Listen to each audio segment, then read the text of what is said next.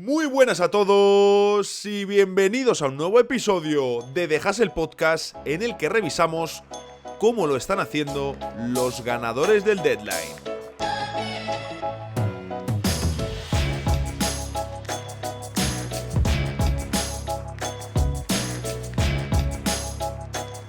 Estoy grabando un jueves por la mañana, horario muy extraño, muy inusual para este podcast, porque es cierto que el lunes por la mañana, bueno, es más habitual, tampoco es la palabra, pero sí nos lo encontramos más a menudo. Pero el jueves por la mañana no estoy yo acostumbrado a estar grabando un podcast, como os digo, jueves por la mañana. Pero es que es cierto que los de estos últimos días han sido bastante surrealistas, comenzando con el martes, por el motivo por el cual no pude unirme al directo de mi querido Sergio Vegas. En fin, han sido unos días que han pasado cosas como muy raras, de estas que pasan cada no sé cuántos meses en la vida de alguien, pues a mí me han pasado en 2 o 3 días. Nada raro ni grave, por suerte, nada que debamos lamentar, porque de hecho ayer, o sea, el miércoles, cuando yo iba a grabar el podcast, estuvimos por la tarde grabando una serie de vídeos que vamos a publicar ahora en Trasnochados, pues estuvimos grabando unos cuantos de los primeros, y después de eso yo iba a hacer un par de cosas que tenía y me iba a poner con el podcast. Bueno, pues solo pude preparar el podcast, no me dio tiempo a grabarlo. Como os digo, estoy grabando en jueves por la mañana. Estos días voy a ir un poco girado de horarios, porque claro, ahora por motivos laborales, si me levanto temprano es pocas ocasiones al año y casi siempre por carreras de Fórmula 1. En esta ocasión, como os digo, voy a ir girado de horarios por el Gran Premio de Australia. Entonces, bueno, pues por eso también estos horarios tan peculiares. Que por cierto, claro, hoy es jueves. Se me hace raro decir hoy es jueves y que el episodio lo suba el mismo jueves. Es algo que, aunque es también curioso porque en la sección de noticias digo, hoy es jueves y eso en Dejas el podcast, cuando digo esto. Y claro, yo todo eso lo suelo grabar un miércoles porque lo subo el jueves. Pero en esta ocasión, no. Y se me hace muy raro, de verdad. Estoy como desplazado mentalmente. El caso es que, claro, hoy jueves también tengo entrenamiento. Y oye, pues el martes estuve entrenando. Buenas sensaciones con el tobillo, ¿eh? Pensaba que iba a tener que darle un poquito más de descanso. Pero la verdad que bastante, bastante bien. El caso es que estaba pensando también un poco en la temporada NBA. Hoy no hay reflexión sobre películas, ni sobre cine, ni sobre Raúl. Estaba pensando un poco en general sobre la temporada NBA, reflexionando un poco, mirando también a próximas semanas, lo que vamos a grabar, lo que no vamos a grabar, temas que se me han quedado en el tintero, temas que me habéis propuesto, como por ejemplo hablar de los Pelicans. Y el caso es que digo, ostras, estamos en el momento más raro de la temporada NBA. No sé si es el término adecuado, pero sí es uno que me pega. Un momento raro de la temporada. Porque ha pasado el deadline, que es un momento de muchísimo interés. Ha pasado el All-Star. Ha pasado también relacionado con el deadline ese momento, esa primera vez. Esa primera vez cuando ves a los nuevos jugadores en las nuevas camisetas de sus nuevos equipos, que es como todo súper excitante y súper disfrutable. Oye, qué bien le queda y qué tal ha jugado, qué tal las sensaciones. Pero eso ya prácticamente ha perdido interés, ya se necesita la nueva dopamina de más traspasos. Y la realidad es que está mucho, prácticamente todo, no quiero decir prácticamente todo, pero es cierto que hay mucho decidido, tanto de la clasificación como de los premios, etcétera, etcétera. Y claro, es cierto que queda mucho por decidir, sobre todo mirando al play-in, que es lo principal, pero claro, cuando estás en este momento de la temporada, que además también llevas muchos meses ya viendo a los equipos y la prueba del algodón no engaña, lo hablaba con Pepe Brasín esta mañana para su podcast, que, ostras, es que lo que vemos en temporada regular se refleja en el 99% de los casos, estadística que me acabo de inventar, pero que es completamente cierta, se refleja prácticamente siempre luego en playoffs. No hay ningún equipo. Es muy raro que de la noche a la mañana pegues un cambio radical y te pongas a hacer algo que no has hecho ni con consistencia ni a un nivel muy elevado durante varios partidos seguidos en todos los meses anteriores que has tenido como campo de pruebas. Entonces, claro, dices, oye, ¿en qué nos podemos fijar ahora en este tramo final de temporada? Porque lo de arriba está decidido. Lo de abajo está decidido también. Y lo del medio se mueve, pero no se mueve tampoco demasiado. Los puestos del play-in siguen siendo más o menos los mismos, o prácticamente los mismos, que hace un par de meses. Sí, obviamente se han cambiado las posiciones, hay alguno que está más arriba, un poquito que está más abajo, pero Lakers, Warriors y Phoenix siguen en el meollo del play-in. 3 equipos a los que les dedicamos aquí hace ya bastantes semanas un episodio de, oye, ¿qué está pasando? ¿Quién de los 3 está peor? Siguen los 3 en una posición muy, muy complicada. Para empezar, porque no tienes ni siquiera garantizado que vas a estar en playoffs. Algo que siendo Phoenix es obviamente mucho más preocupante que siendo Golden State o siendo los Lakers. Por lo tanto, dices, oye, ¿en qué nos podemos fijar fuera del foco del play-in que evidentemente atrae muchísimas miradas y que le da ese extra que necesitaba el final de la fase regular? Pues dije, oye, ¿por qué no? Vamos a hacer un tema que ya medio hicimos el año pasado porque no lo hicimos de la misma manera, no lo hicimos más de un mes después, pero oye, me parece muy interesante, y es revisar el rendimiento, el nivel, el encaje de los jugadores que llegaron traspasados a los ganadores del deadline. Me parece un tema muy interesante, ya sabéis que me gusta mucho hablar de traspasos y tenemos varios casos además bastante interesantes para analizar. Bienvenidos a The Hustle Podcast.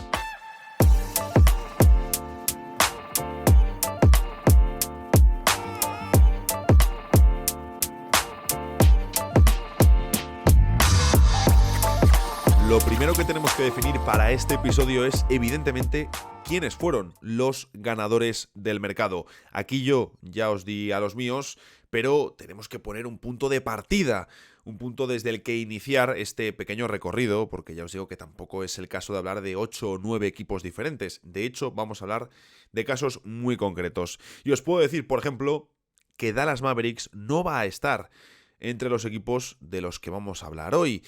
¿Por qué? Pues muy sencillo. Primero porque yo no les metí entre mis ganadores y perdedores, por lo tanto tenemos que ser fieles también a lo que yo dije en este podcast.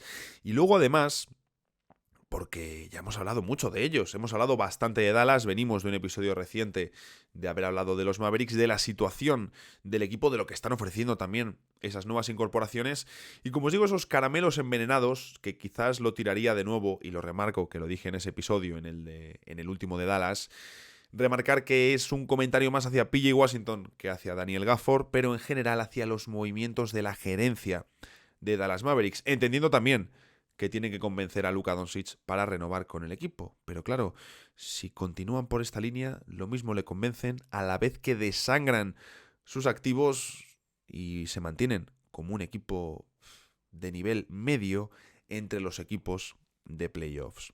¿De quiénes vamos a hablar en este tema principal del episodio de hoy? Vamos a hablar, por supuesto, del considerado como el gran ganador del deadline, los New York Knicks, de sus 2 incorporaciones que hicieron en el deadline, de las que hicieron en las últimas horas del mercado, como fueron Bojan Bogdanovic y Alec Burks. Vamos a hablar, por supuesto, de Buddy Hield en los Philadelphia 76ers. Vamos a hablar de otro de los movimientos más mediáticos, tanto por el jugador traspasado como sobre todo por el destino al que llegó Gordon Hayward en Oklahoma City Thunder. Y a ver, porque de repente se me ha como reiniciado aquí mi guión, mis puntitos para el episodio de hoy. Aquí lo tenemos, y el último del que vamos a hablar hoy, de Pascal Siakam en Indiana Pacers, que es cierto, fue antes del deadline. Nosotros aquí ya hemos hablado de Siakam. De nuevo, tampoco va a ser el análisis más metiendo bisturí a fondo, pero sí que me parece más interesante de comentar. Y es cierto que al hablar de los Knicks ya hemos hablado de OG Anunoby, no es una baza, digamos, tan desconocida, pero sí que quiero hacer algunos apuntes sobre Pascal Siakam.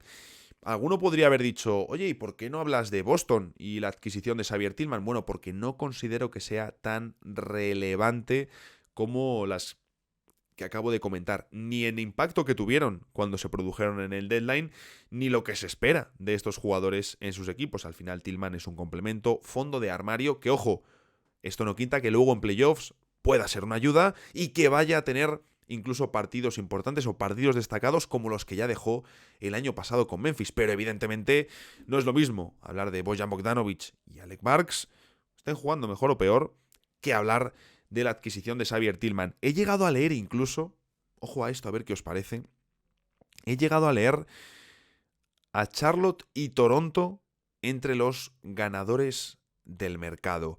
Claro, en artículos publicados justo en el deadline. No os digo ahora decir, no, bueno, Lini que está encajando, le ha renovado, Agbaji y tal. Ya sabéis que yo ahí, cuando dio Utah la primera ronda, me quedé fuertemente sorprendido. Pero lo de ver a Charlotte, que sí, que ahora Misic está jugando y Grant Williams está volviendo a meter los triples y a mover la pelota.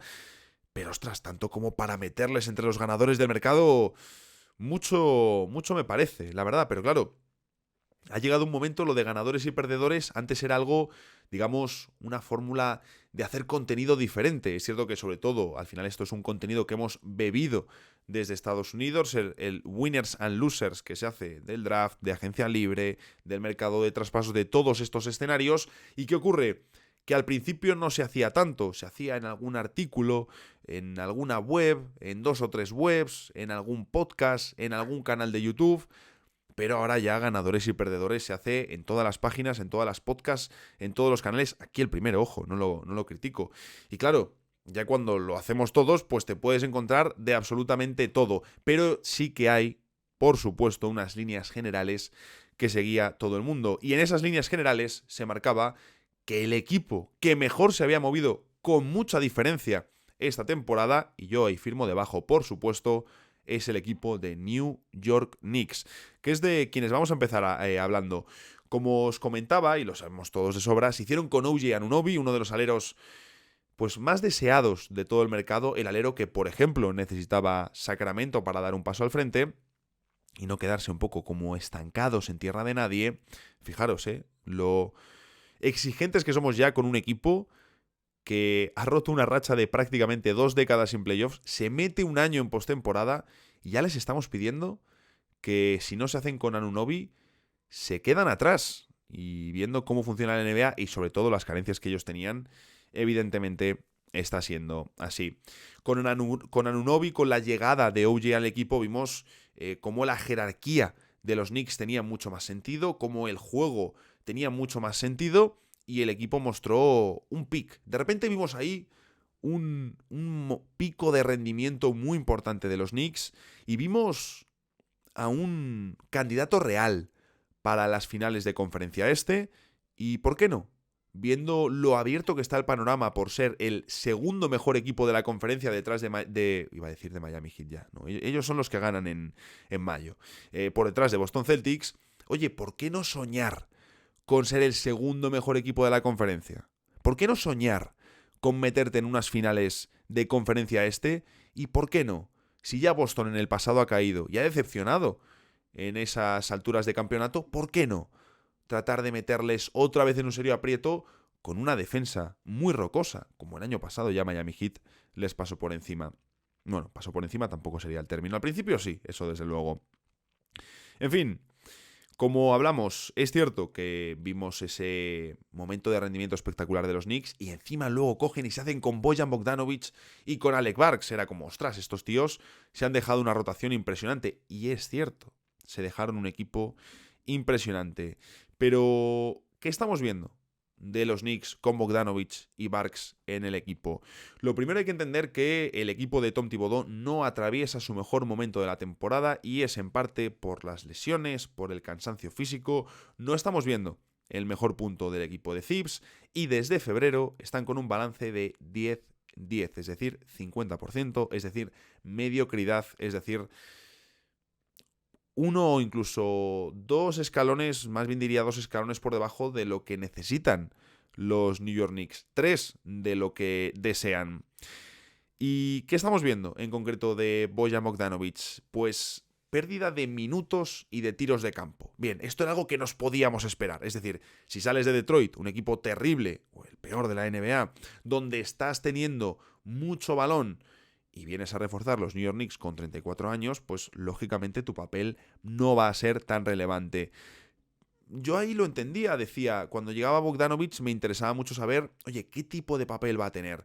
Todo apunta a que va a salir desde el banquillo porque Thibodeau tiene ya sus soldados seleccionados para el quinteto titular y no me pega que meta a Bogdanovic para dar un plus ofensivo, cuando lo que busca es precisamente tener un plus defensivo y de ahogar a los rivales, ¿cuál va a ser el rol de Bogdanovic? Me interesaba mucho. Decía, oye, pues va a jugar más de 3, más de 4, lo lógico es que se vaya al 3, pero claro, puede bajarse también minutos al 4 y si les falta potencia ofensiva, ¿qué les falta? Pues oye, lo mismo puede entrar ahí y como tienen al final a 2 5 muy sólidos, no tienen a Obi Toppin este año. Bueno, estaba yo ahí haciendo mis cábalas y tenía claro que Bogdanovic iba a perder relevancia en comparación con Detroit. Lo que no pensaba es que Bogdanovic iba a tener un papel, digamos, tan controlado o un rol tan reducido, porque la realidad, también es cierto que su rol, su papel, su importancia, su rol no, su papel y su importancia cambian mucho en función del día. Hay partidos que le debemos jugar 14, 12 minutos y otros en los que sí que supera ampliamente los 20. Pero la realidad es que cuando grabo, en los últimos 7 partidos de los Knicks, Bojan Bogdanovic, y con lesiones importantes en el equipo, con lesiones de jugadores que juegan minutos en su posición, Bojan Bogdanovic promedia 19,7 minutos, un 33% en tiros de campo y tan solo 7,6 puntos por partido. Desde luego, un rendimiento por debajo de lo esperado, pero es que también es un papel por debajo de lo esperado. Podemos preguntarnos si es una cuestión de tiempo o de encaje. De que quizás Bogdanovic se ha quedado mayor en Detroit mientras esperábamos a que le hiciesen un traspaso y que pudiese ayudar a un equipo candidato. Pero desde luego, de momento no estamos recibiendo las mejores sensaciones. Y otra pregunta que me hago, y me parece incluso más relevante, es ¿cuál va a ser el papel de Bogdanovic cuando esté todo el mundo sano? Cuando esté toda la rotación que quiere Thibodeau. Porque claro, y tenemos una prueba maravillosa. Como os digo, puede ser algo injusto porque es cierto que en otros partidos ha jugado más. Pero claro, si en un partido ajustado, que pierdes contra los Sixers, unos Sixers, por cierto, sin Embiid ni Tyrese Maxey. Los Knicks, sin OG Anunoby ni Julius Randle. Es decir, 2 jugadores, sobre todo Anunoby, que viene a tener minutos, muchos minutos, donde juega Bogdanovic. Pues bien, Bojan jugó 18-26 desde el banco. No llegó ni a 19 minutos en ese partido. Como digo, rol reducido, pero la realidad es que también está dando un bajo impacto. Bogdanovic necesitas que te sume en ataque, que sume con tiros metidos. Y la realidad es que no está metiendo los tiros. Pero ojo, porque no es el único. Aparte de vigilar cómo evoluciona el acierto de Bogdanovic y cómo evoluciona el papel, la importancia de Bogdanovic, sobre todo cuando regrese todo el mundo y que no nos encontremos con una sorpresa en playoffs, porque es ese jugador que venía a darle un punch, un extra, no llegar aquí a ser una referencia indiscutible, por supuesto, esos tiempos parece que ya quedaron atrás y los Knicks tienen sus propias referencias. Oye, es que Bogdanovic parecía que iba a dar ese extra, ese un poquito más de dinamita que les vendría bien desde el banquillo, pero ni se le está viendo esa chispa, ni Thibodeau le está sacando a pasear demasiado. Pero como os decía, no es el único que está fallando. De hecho, Bogdanovic está tirando bien si lo comparamos con el compañero que se trajo o con el compañero que llegó desde Detroit. Alec Burks, cuyo papel es más reducido, también lo sabíamos, era un fichaje menos importante en este pack que adquirieron los Knicks. Me noto un poco lento hoy, pero por cansancio, no más que otra cosa. A lo mejor me noto incluso yo hablando, me estoy a veces intentando darle más caña a la voz porque me noto unos puntitos por debajo. Como os digo, no estoy excesivamente acostumbrado a madrugar demasiado. Hoy he madrugado mucho y lo estoy notando. En fin, quizá Alec Burks está durmiendo mal por las noches. Quizá Alec Burks está madrugando demasiado en la ciudad de Nueva York y por eso no está atinando con los tiros. Porque, como os digo, está jugando de falso base, está jugando en un equipo que ya conoce, en una ciudad que ya conoce, un público que ya le conoce, una presión con la que es familiar y donde ya rindió bien. Pero es que no está metiendo una. Es que no está metiendo una el amigo Alec Burks. Y debo decir que me sorprende porque Alec Burks, si bien no es nada diferencial, no es nada especial para una rotación, de hecho hemos visto a bastantes equipos de playoffs quitárselo de encima sin muchos miramientos, y eso cuando estaba, por ejemplo, dejando buenos rendimientos. Me acuerdo, por ejemplo, de Golden State Warriors. Pero me sorprende porque sí que es un tirador fiable en la NBA, muy fiable, desde que es un jugador, podemos decir, veterano. Incluyendo la media temporada con Detroit, ¿de acuerdo? Saco la estadística de los pocos partidos que ha jugado con los Knicks, ¿de acuerdo? Como si esos estuviesen eliminados y solo existiese de momento la primera parte de la temporada mira, ¿ves? Me he quedado ahí en blanco. Con Detroit. Eh, Alec Burks solo ha bajado del 40% en triples, 40% en triples, en una de las últimas 4 temporadas. Una de las últimas 4 por debajo del 40%. Y esa temporada fue la 19-20, que estuvo con Warriors y con Sixers. Y precisamente le baja por el parcial que jugó con los Warriors, que no tengo la estadística ahora delante, pero si no me equivoco era como un 37%, una cosa así. Es decir, tampoco era una cifra terrible. Ya les gustaría a los Knicks que estuviesen un 37%, porque ves su rendimiento con Detroit, donde estaba lanzando desde el triple un 40,1%. Ahora Detroit, que está, Detroit un 40,1%, y en los Knicks está con un 29% de acierto. 29% de acierto el amigo Alec Burks. ¿Y con él en pista van mejor? Pues de momento no, porque está muy desacertado, esa es la realidad, muy desacertado, y no tiene la defensa que trae McBride. Así que de momento, y con unos Knicks incompletos y que sufren sin las presencias de Randle y sin OG Anunoby, pues lo cierto es que los ganadores del deadline de momento no están sacando a relucir a sus fichajes, porque claro, Anunoby, que es el que más te da, no está. Y luego Bogdanovic está jugando menos y peor de lo que esperábamos, y Alec Burks, que es el que sí que está jugando lo que esperábamos, no mete una. De momento son ganadores que están ganando poco con sus traspasos, pero es pronto y queda lo más importante, que son los playoffs. Vamos a hablar un poquito de Buddy Hield y de su situación en Filadelfia. Hay que decir que a mí este traspaso me gustó, sin ser aquí un super fan de Buddy Hield. Me gusta y creo que aporta mucho. Y creo que también es el tirador especialista que faltaba en Filadelfia. Al igual que vimos, por ejemplo, el año pasado, cómo Tyrese Maxey florecía como tirador, florecía como anotador cuando llegó James Harden, porque claro, ahí te puedes poner a tirar en parado mucho más que antes. Claro, sin James Harden y ganando relevancia Tyrese Maxey, ya no solo como anotador o como tirador, sino como estrella de los Sixers, dices, vale, ¿y quién es el tirador de Filadelfia ahora?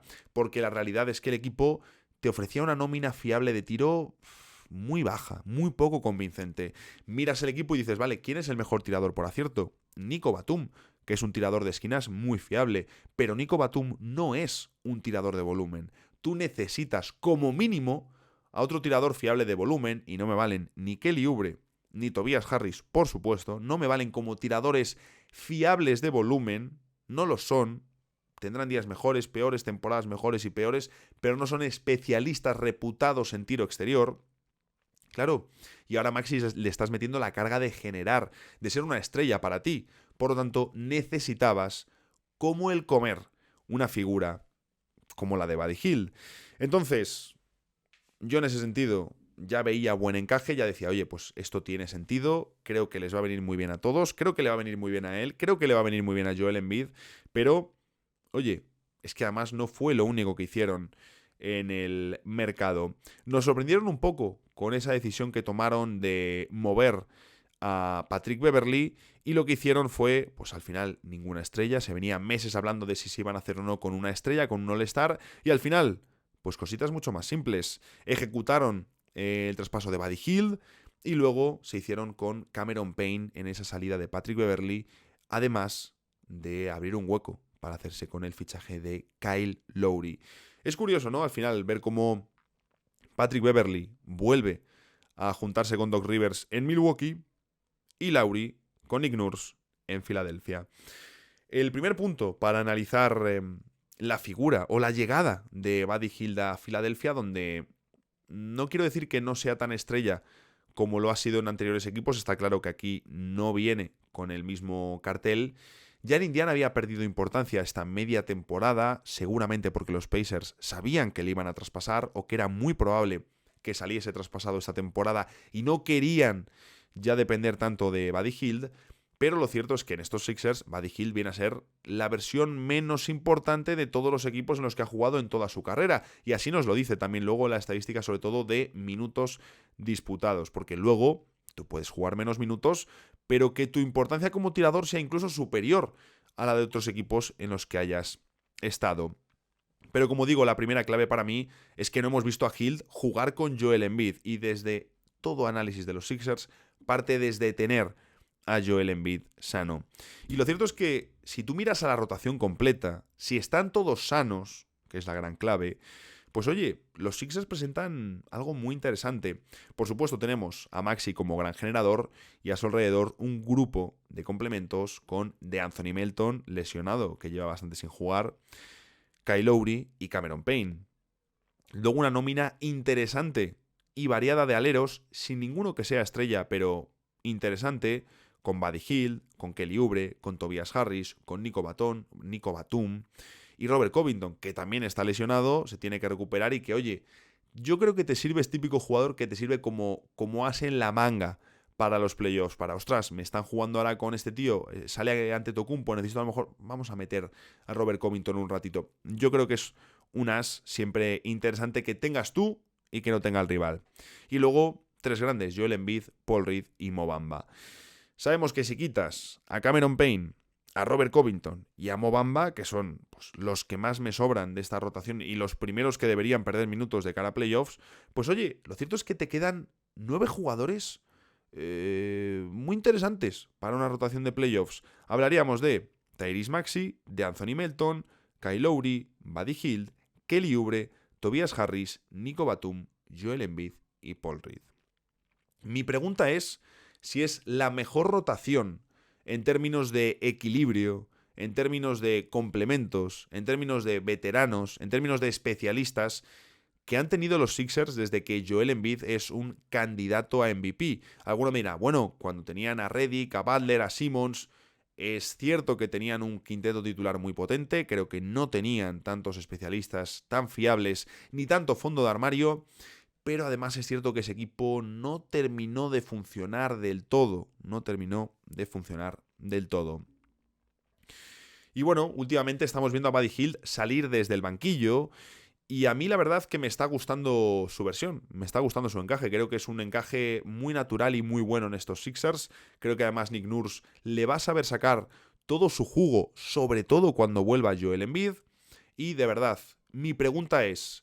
ya he hecho la pregunta de si es o no el mejor equipo de Filadelfia con Embiid MVP, pero viendo el rendimiento de Hield, que está siendo bueno a nivel numérico, que está enchufando, que está metiendo los tiros, que está tirando, por ejemplo, un poquito menos de 3, podríamos ponerle como una especie de falso amasador o falso base para estos Sixers, pero claro, quiero ver si mantiene el mismo rol cuando regrese Embiid. Entiendo que será una especie de... si os decía, oye, cuando hemos hecho el repaso de los bases de Filadelfia, los aleros y los pivots, yo a Hield le he metido como alero, no es un base, tampoco es un forward grande, pero andará un poco ahí, ¿no? Una especie de camino intermedio. Tampoco es un combo como tal, pero bueno, sí que le veremos, ¿no? A lo mejor que Nick Nurse aprovecha también sus oportunidades o todo el espacio que crea para generar oportunidades para el resto. Pero a la pregunta que iba a hacer, que me enrollo muchísimo, es si Buddy Hield ya se estaba beneficiando mucho, pero mucho, de la presencia de Pascal Siakam en Indiana, ojo, de sus situaciones de poste, de que le hagan 2 contra 1 porque nadie le podía defender y estaba encontrando tiros liberados tras esas situaciones, ¿qué va a poder hacer Buddy Hield con Joel Embiid? Es que Buddy Hield, desde que está en Filadelfia, promedia 7,6 triples lanzados por partido, con un 40,4% de acierto en 29,8 minutos. No le puedes pedir más a tu tirador especialista. Está promediando más puntos que en Indiana, por supuesto, también jugando más y tirando más, pero es que le están aprovechando muy, pero que muy bien. ¿Qué nivel puede alcanzar Hield con Embiid? Pues ya lo veremos, pero no hablo tanto a lo mejor en cuanto a números, en cuanto a puntos, en cuanto a triples lanzados, hablo de sensaciones, hablo de acierto, hablo de rendimiento, hablo de la sensación de peligro, de amenaza, de que si los rivales saben que le van a hacer 2 contra 1 a Joel Embiid al poste, que sepan que en cabecera van a estar Tyrese Maxey y Buddy Hield preparados para lanzar. Esa sensación de peligro, combinar con la táctica de Nick Nurse, tiene que mostrar el mejor nivel de los Sixers y de Joel Embiid en playoffs. Quiero vigilar los minutos de Hield en postemporada, porque al final estos Sixers es un equipo donde no tienen que explotarle tampoco a saco. Veremos cómo se comporta la defensa con Maxey y con Hield en playoffs con ambos juntos. Pero claro, es que si están todos, lo mismo Hield puede jugar 25, 26 minutos por partido y realmente ser un jugador muy útil y muy provechoso para ellos. También veremos en función del partido y del rival. Pero todo esto, Filadelfia se tiene que meter en playoffs y vamos a ver cómo y cuándo regresa Joel Embiid. Vamos con el penúltimo, que es Gordon Hayward. Me fascina cuando hasta un episodio lo veo corto, cómo soy capaz de hacerlo largo. En fin, Gordon Hayward, un traspaso al que se le dio mucho bombo, pero debemos preguntarnos cuántos minutos va a tener en playoffs, porque la realidad es que está teniendo un papel secundario en la rotación de Oklahoma. Promedia 17 minutos en 13 partidos. Quizá lo más impactante con el caso de Hayward sea ver cómo ha bajado de 14,5 puntos a los 4,3 que firma en su inicio con Oklahoma.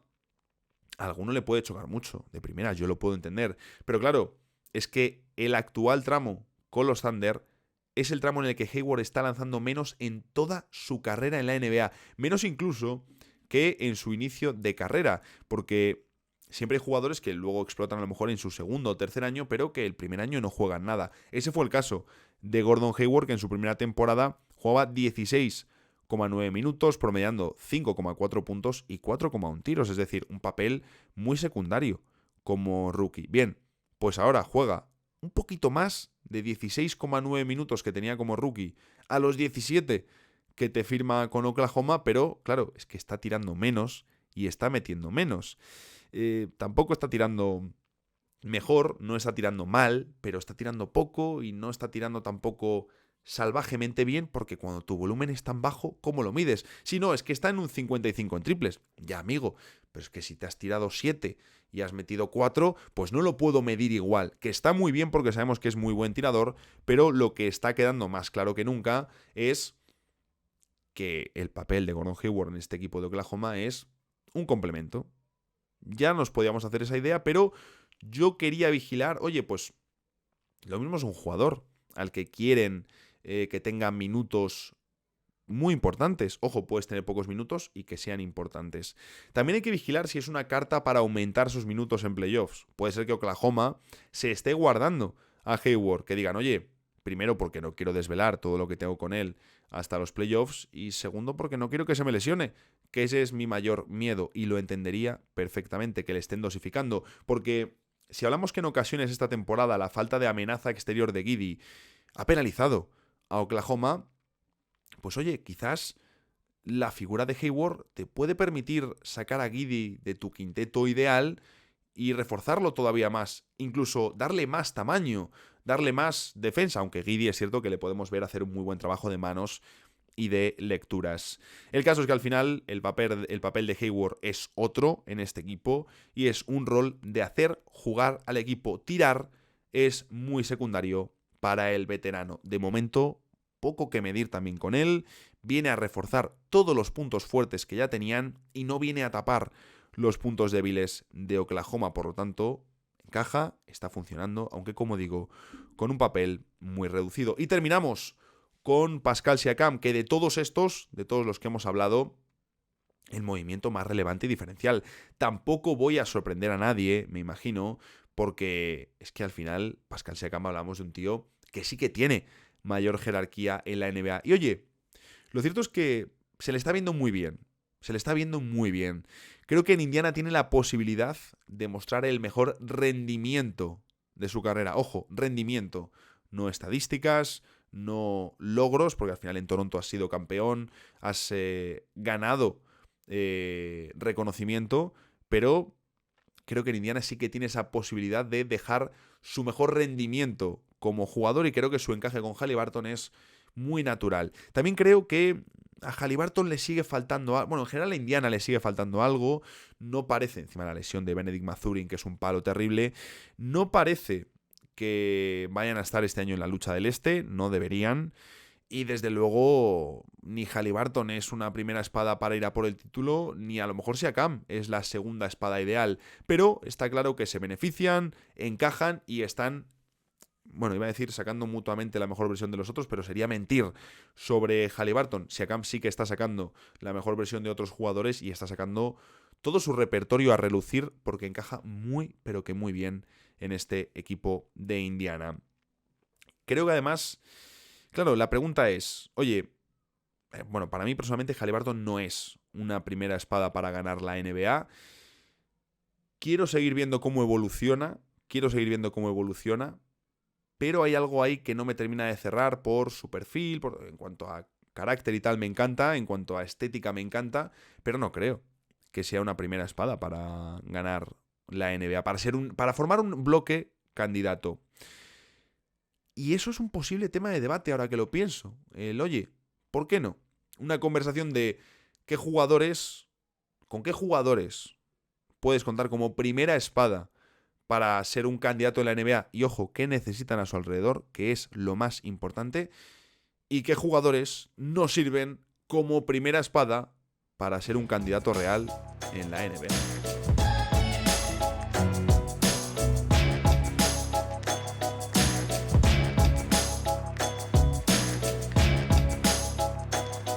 Hoy es jueves y eso en The Hustle Podcast significa que tenemos la sección de noticias. Y además hoy es jueves literalmente. Vamos con la primera. Vamos a ver a Paul George en Filadelfia jugando con Joel Embiid. Atentos a esta información que nos trae Mark Stein, que además es una de las fuentes más fiables de la NBA. Y es que recordemos que Paul George todavía tiene que acordar su renovación de contrato con los Clippers. Kawhi Leonard, que terminaba contrato, ya lo hizo y de hecho Kawhi no firmó por el máximo, firmó menos para poder darle margen al equipo y de cara a otras renovaciones que tienen que hacer como la de James Harden.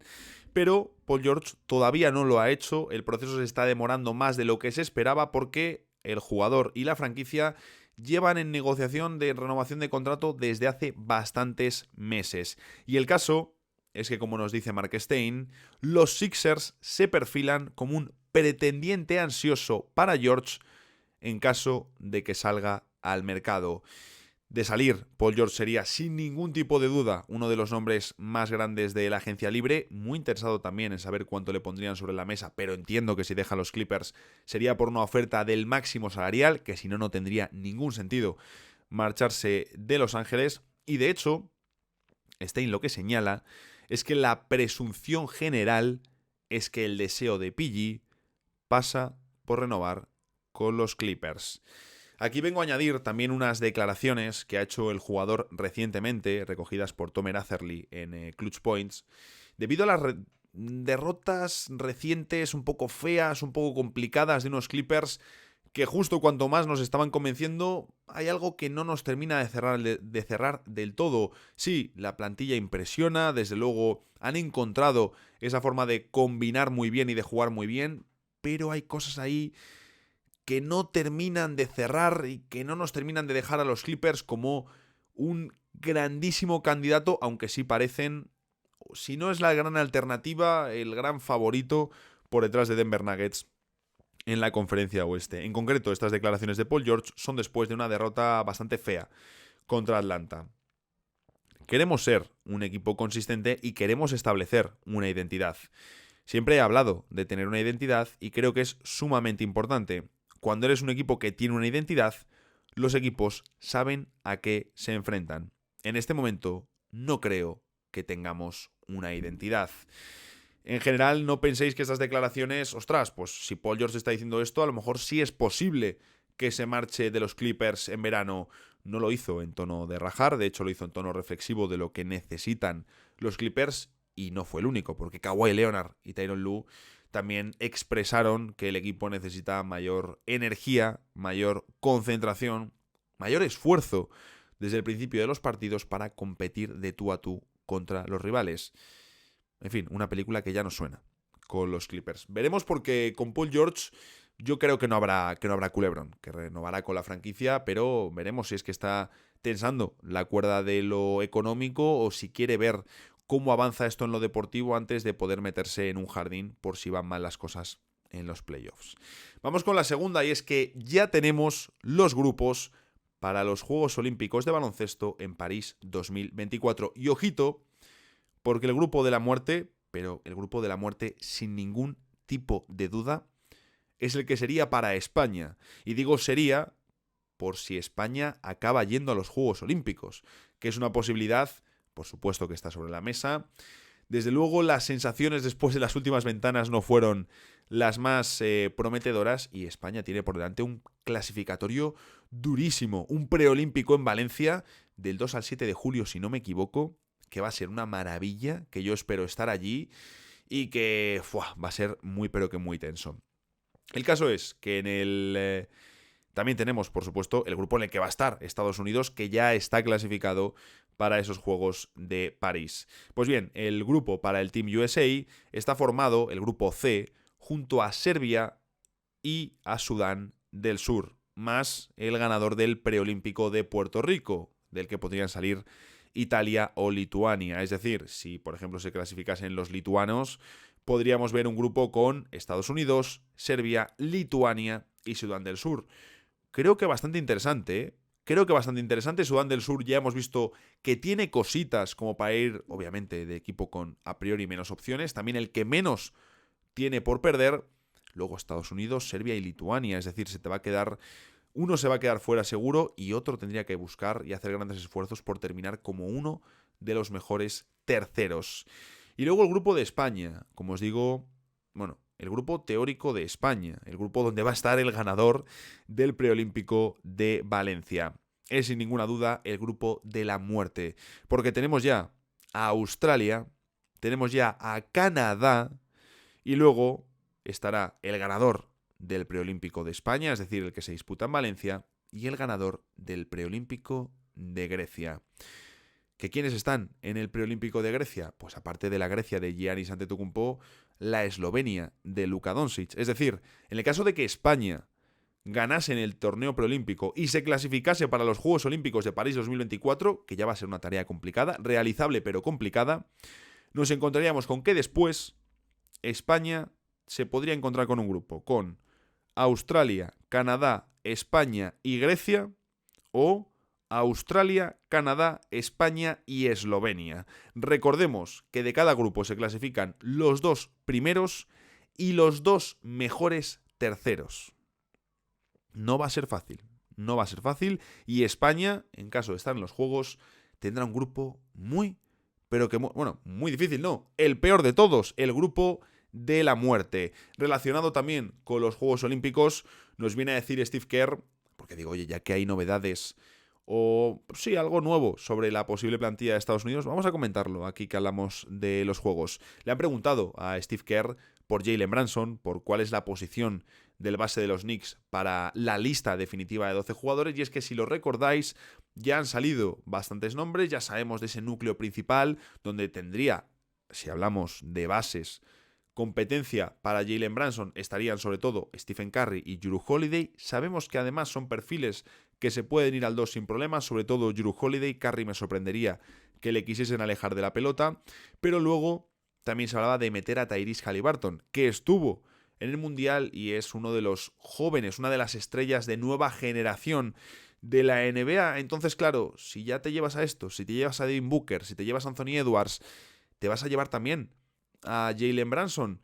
Bueno, es sorprendente, pero Steve Kerr ha dicho que al final es un jugador que está en esa lista de 41 jugadores de Estados Unidos, de la que van a salir los 12 finalistas, Y lo ha dicho muy claro. Hay una razón por la que está en nuestra lista, porque es un gran jugador y una gran personalidad, un gran líder. Él es todo lo que quieres como jugador. Ocupa un lugar destacado en nuestra lista y definitivamente es alguien a quien estamos considerando. Sí que no me sorprendería tanto que si Haliburton termina mal la temporada, sabemos que ha estado mal físicamente, con problemas de lesiones y que desde ahí, buscando quizás el objetivo de los 65 partidos y ser All-NBA, ha tenido problemas y, oye, quizás luego no te puede ir a los juegos y tienes que llevar a Jalen Brunson, que, ojo, no está mal. Bendito problema elegir entre Tyrese Haliburton o Jalen Brunson para ir como tercer base a los Juegos Olímpicos. Sí que sería sorprendente o no sorprendente el hecho de llevar a Brunson, porque es cierto que su mundial al final terminó siendo decepcionante. Esperábamos mucho de él como uno de los líderes de Estados Unidos, pero sin duda fue uno de los que más corto se quedó. Vamos a ir con la tercera noticia que os traigo hoy, que me decía, no recuerdo quién fue, un comentario sobre los Pelicans, que los tengo apuntados. Yo intentaré darle un episodio a los amigos, pero bueno, de momento, como no hay episodio de los Pelicans, sí que hay una noticia que ha saltado a la primer plano del mundo, iba a decir del mundo de las noticias, una noticia que ha saltado al primer plano de las noticias, sobre Zion Williamson. Y es que Zion Williamson ha perdido mucho peso, o eso nos viene a contar Brian Windhorst en su podcast. Nos dice lo siguiente: hay gente en Nueva Orleans que me dice que desde diciembre, cuando tuvo lugar el In-Season Tournament, Zion Williamson ha perdido 11 kilos o más y su desempeño ha sido excelente. Está jugando menos minutos y creo que eso también ayuda, pero hay gente que me dice que ha perdido al menos 11 kilos. Y no me refiero a lo que decían en el pasado de, ha añadido músculo, y era como, ¿de verdad lo ha hecho? Tengo gente que dice que realmente, por primera vez, me siento raro incluso al decirlo, podemos contar con que Zion ha perdido peso. Me siento raro hasta yo diciéndolo, a ver, que me suena por ahí el correo, las notificaciones. Me siento raro hasta yo leyéndolo de, ostras, alguien alabando a Zion. Lo que pasa que, claro, otras veces no era verdad, te lo decía gente de New Orleans, pero esta vez nos lo tenemos que creer porque te lo dice gente de New Orleans. Bueno, yo lo que me creo es que estamos viendo a un Zion Williamson que está funcionando sobre la cancha. Pero sí que es cierto que con Williamson estamos viviendo y hemos vivido una montaña rusa tremenda, que ahora obviamente está en un punto muy bajo. Hablando desde la parte mediática, ya hemos hablado aquí de esa pérdida de relevancia de Zion. Un tipo que venía a ser el nuevo rostro de la NBA. Un bombo brutal, un seguimiento brutal. Es que a este tipo, a Zion Williamson, en la NCAA y en la universidad, y hasta en la Summer League, se le seguía una barbaridad que no tenía sentido. Barbaridad nivel que solo he visto a Víctor Wembanyama en la época de las redes sociales, en la época de la era digital, tener un mayor seguimiento, tener tanto hype, sin haber debutado ni siquiera en la NBA. A ese nivel estaba Zion Williamson y había muchísimo interés en sus primeros años por ver lo que podía hacer, justo cuando más lesionado estaba y menos le pudimos ver. Y justo ahora, cuando juega más, cuando está disponible, justo ahora se le sigue menos. Es curioso. Ironías de cómo funciona el ser humano y dónde se pone la atención. En general, sobre los Pelicans, empezaron bien la temporada, luego tuvieron ahí unos resultados también complicados, una racha es normal al final ir a rachas. Tuvieron una racha complicada hacia finales de enero, antes del deadline, y ahora muy bien, Los Pelicans muy bien. A mí, cuando hablamos de tapado del oeste, al igual que al principio de temporada os dije Minnesota y fui demasiado poco optimista yo con mi predicción y les puse en el mismo puesto que les puse el año pasado, si tuviese que quedarme con un tapado del oeste para los playoffs, sin ninguna duda Pelicans. Y creo que además corresponden a la definición de tapados. Creo que van en esa línea. Y Zion muy bien, eliminando, si es que quedaba algo, de triple en su repertorio, un jugador que se dedica a pulverizar la zona y que está promediando 23,7 puntos con un casi 58% en tiros de campo en 32 minutos por partido, añadiendo 7 rebotes y casi 6 asistencias por noche.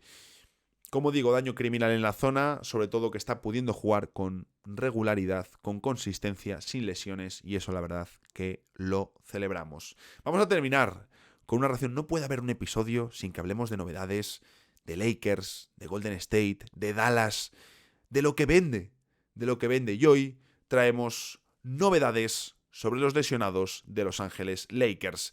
Sabemos que hay 3 jugadores, sobre todo, no quería decir principales, pero 3 jugadores de los Lakers que hubo movimientos con ellos este pasado verano y que están en importantes problemas físicos. 2 fichajes y una renovación que en concreto están KO cuando estoy grabando. Gabe Vincent y Christian Wood, fichados ambos en la pasada agencia libre. El primero, Vincent, sin jugar, y el segundo, Wood, sin convencer en la rotación, la verdad. Bueno, sin convencer con el juego, sin estar en la rotación y encima ahora también lesionado ya desde hace semanas. Y luego Jarred Vanderbilt, sin ninguna duda el más útil de los 3. A Vincent no le hemos podido ver como para medir. Un complemento que incluso podría ser importante o debería ser importante para estos Lakers y que probablemente esté KO para el resto de la temporada. Pero la buena noticia es que Mark Stein cuenta que Gabe Vincent se acerca al final de su recuperación y que la intención del jugador sería jugar esta misma temporada. Recordemos que le hicieron una artroscopia en la rodilla a finales de diciembre y que solo ha disputado 5 partidos en la 2023-2024. Claro, la pregunta es, como con Joel Embiid o Karl Anthony Towns, aquí obviamente en menor medida, pero ¿cuándo llegará? ¿Cómo volverá? ¿Y va a estar para aportar? Le quedan todavía 2 años más de contrato. Firmó por 3 temporadas y 33 millones, una media de 11 kilos por año. Y recordemos que con la idea de ser un jugador importante para estos Lakers. Es el segundo base seguido de Miami que después de llegar a las finales con los Lakers, que después de llegar a las finales con Miami, se marcha a los Lakers en la agencia libre y se pega todo el primer año lesionado. Una cosa, desde luego, para hacérselo mirar. Yo si fuese un base de Miami, por si acaso fuese quien fuese, sea Terry Rozier o sea menos importante, yo por si acaso los Lakers no me iba.